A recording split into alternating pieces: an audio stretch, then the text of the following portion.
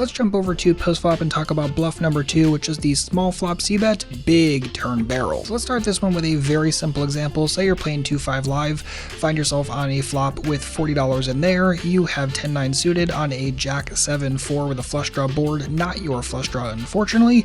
You c-bet for 15 into that 40, your opponent calls, and you decide to barrel the turn for 70 into 70. So there are a couple of reasons why this tends to work really well, and first and foremost is that against that smaller flop c-bet size, which is becoming more and more normal as the game continues to mature, is your opponent is supposed to continue a pretty decent chunk of the time. But one of the major things that this really takes advantage of, especially again in micro to small games, is that most players in those games tend to raise their monster hands on the flop, regardless of what the size they're facing is.